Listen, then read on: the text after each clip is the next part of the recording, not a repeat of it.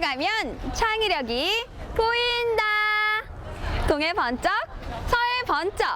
스팀 수업이 있는 곳이라면 어디든지 달려가는 스팀 페트롤의 정미옥입니다. 제가 오늘 찾아온 학교는 풍문여자고등학교인데요. 오늘은 왠지 싱그러운 여학생들과 함께 특별한 수업을 할 것 같은 예감이 듭니다. 지금 학교로 들어가 볼게요.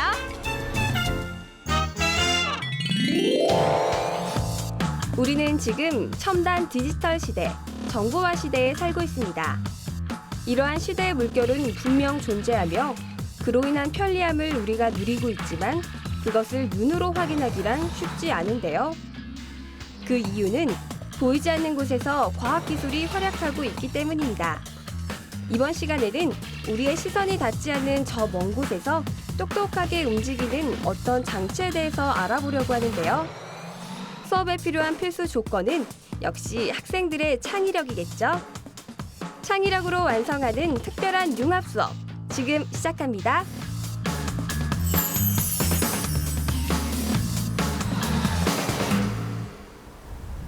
이번 시간의 주인공은 풍문여자고등학교 스팀 연구회 친구들인데요.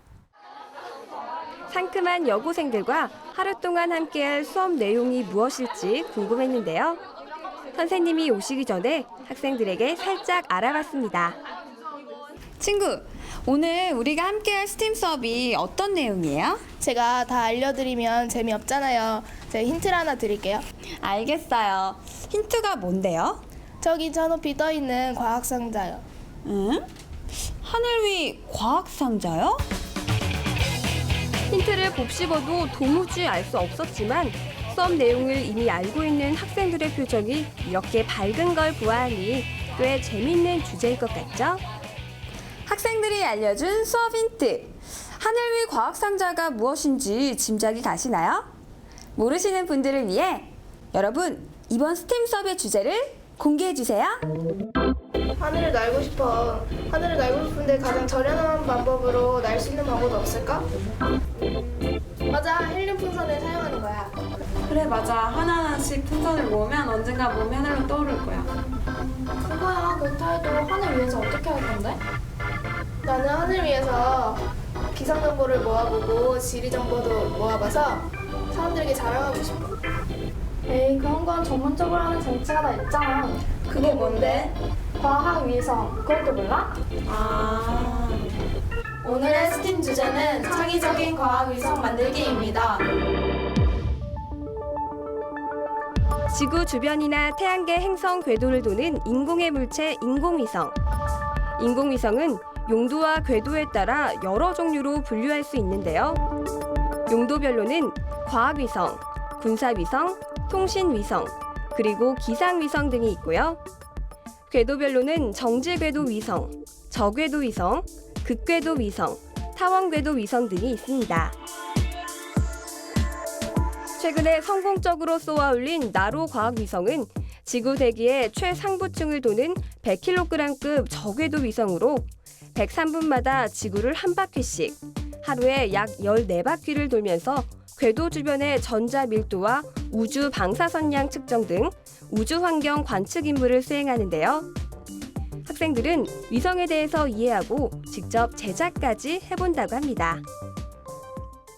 오늘 그 스팀 수업의 주제는 소형 과학위성 키트 만들기로 정했는데요.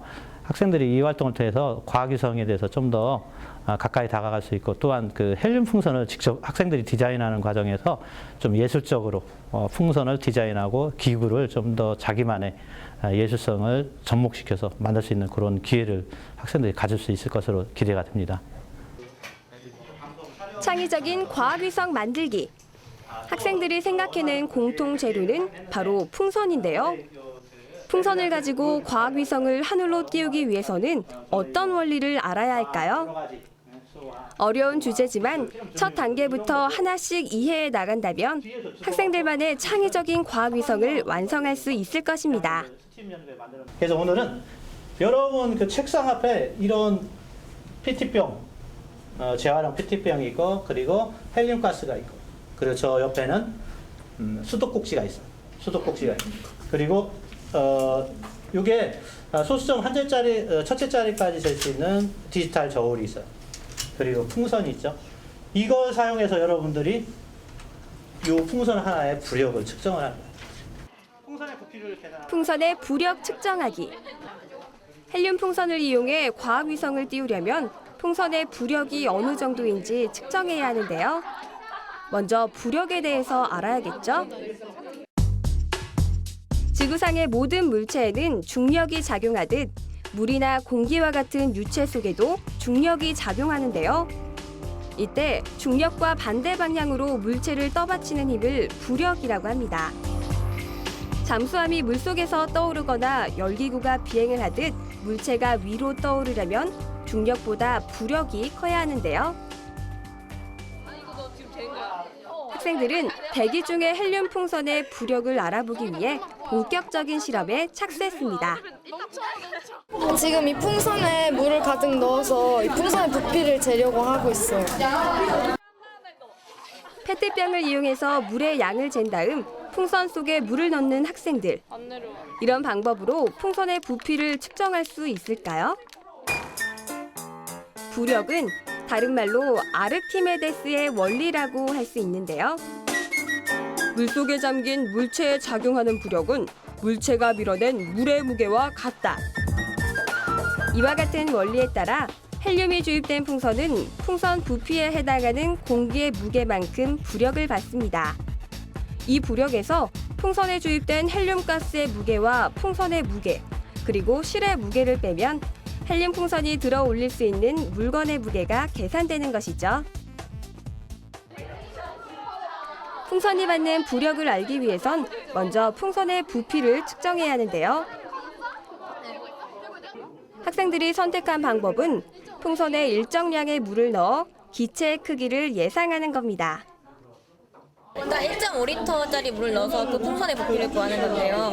1.5리터를 넣을 때 수도로 바로 넣으면 이렇게 양을 잴 수가 없으니까 호스를 통해서 그 페트병을 이용해가지고 그 부피를 이용해서 몇 번 넣었냐 그런 거에 따라서 1.5리터를 쟀습니다.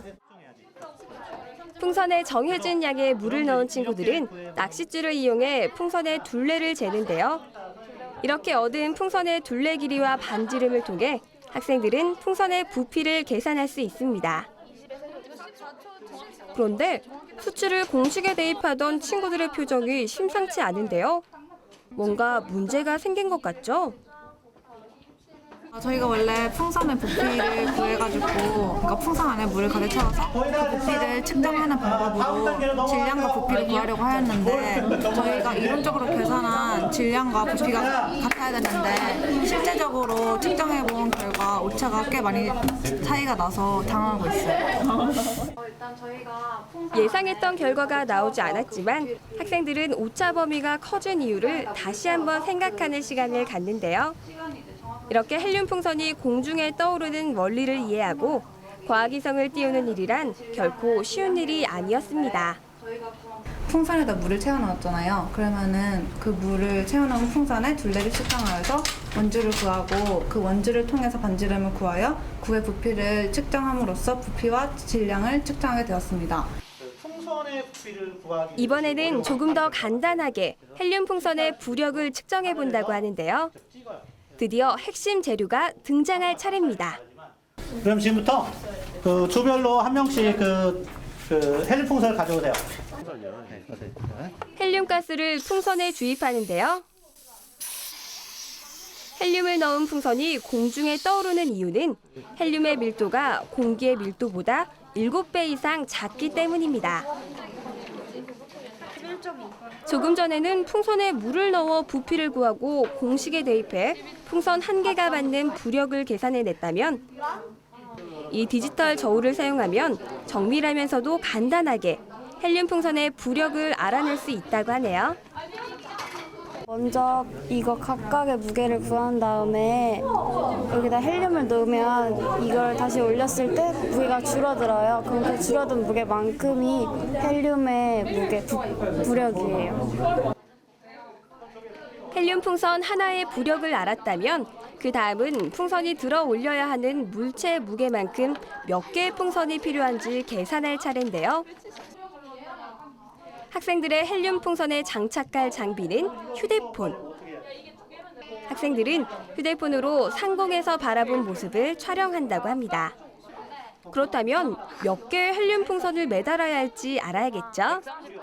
이거 지금 핸드폰을 했을 때 몇 개가 필요하고 사람이 실제로 50kg을 가정했을 때 몇 개가 필요한데 2개를 줘.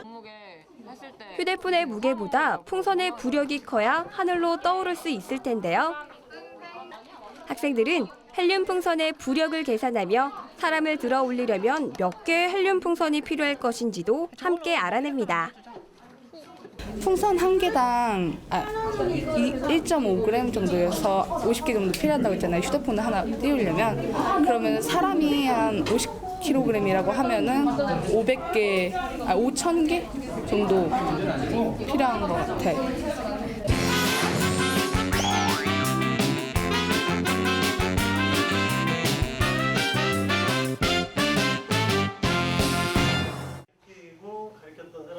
헬륨 풍선의 부력과 휴대폰을 띄우기 위한 풍선의 개수를 알아본 친구들. 이번 시간은 밋밋한 풍선에 디자인을 입힐 차례입니다. 자, 이번 시간에는 여러분이 직접 창의적인 과학 위성을 만들어 볼 거예요. 모든 별로 자기만의 개성을 살려서 창작해보는 시간을 갖도록 하겠습니다. 선생님의 말씀대로라면 창의적이고 멋진 디자인을 생각해야 하는데 학생들은 몇 가지 색의 아크릴 물감을 쭉 짜내고 풍선에 그대로 묻혀버립니다. 학생들의 진지하고 신중한 태도로 보아하니 장난을 치는 것은 아닌 것 같은데요. 이렇게 해도 괜찮은 걸까요? 야, 이거 약간 한국 같지 않아, 여기? 아크릴 물감 여러 가지 색깔을 이렇게 돌리면서 묻힌 다음에 헬륨을 넣으면 예쁜 모양이 나와요.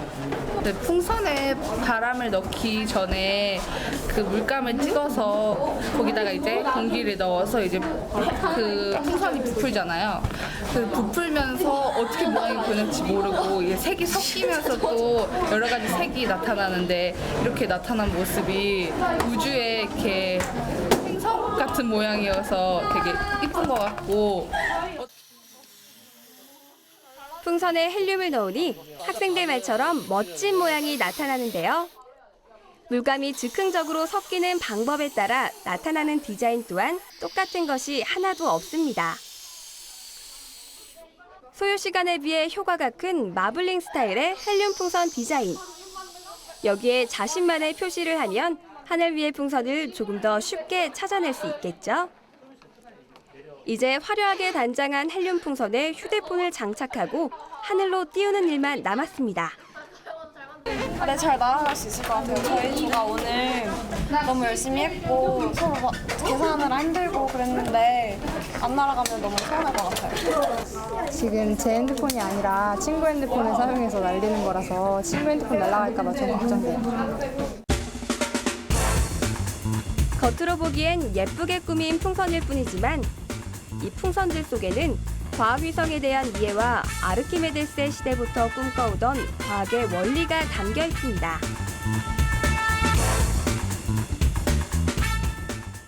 학생들이 한 땀 한 땀 공들여 완성한 과학위성.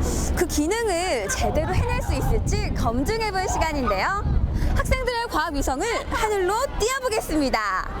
과학위성의 임무를 과연 제대로 수행할 수 있을까요? 지금부터 함께 확인해보시죠. 헬륨 풍선을 들고 운동장으로 나온 학생들. 지금까지 공들여 만든 헬륨 풍선 위성을 하늘로 띄워볼 생각에 꽤 설레는 모습인데요. 문제는 기상 상태. 밖으로 나오니 바람이 많이 불더라고요. 하지만 꿋꿋하게 잘 될 거라는 바람을 가지고 풍선줄에 휴대폰을 매답니다. 잘 성공하려면 바람의 저항 같은 것도 없어야 되고 지금 바람이 되게 많이 불잖아요. 그래서 핸드폰이 자칫 날아갈까 봐 걱정도 되고요. 근데 저희가 열심히 한 만큼 보람 있는 결과가 나오지 않을까 기대하고 있어요. 풍선이 수직으로 상승하지 않는다면 풍선에 매단 휴대폰이 기울거나 흔들려 깨끗한 영상을 담지 못할 수도 있는데요. 거친 바람에 휘청거리는 풍선들. 안타깝게도 1차 시도는 실패입니다. 저희가 원래 계산대로 18개가 필요한데 바람이 너무 많이 불어가지고 모든 끼리 풍선을 다 합쳤어요. 각 모듬의 풍선들을 모두 모았는데요. 이번에는 헬륨 풍선 위성이 제대로 떠오를 수 있을까요? 긴장되는 순간. 잡고 있던 손을 떼자 풍선들이 하늘을 향해 서서히 올라가는데요. 살짝 흔들리기는 했지만 2차 시도는 성공입니다.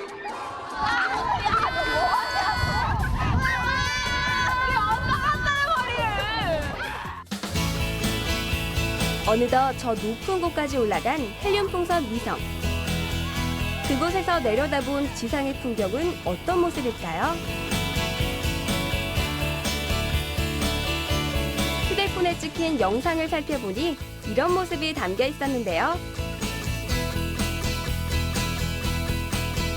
학생들이 점점 작게 보이죠?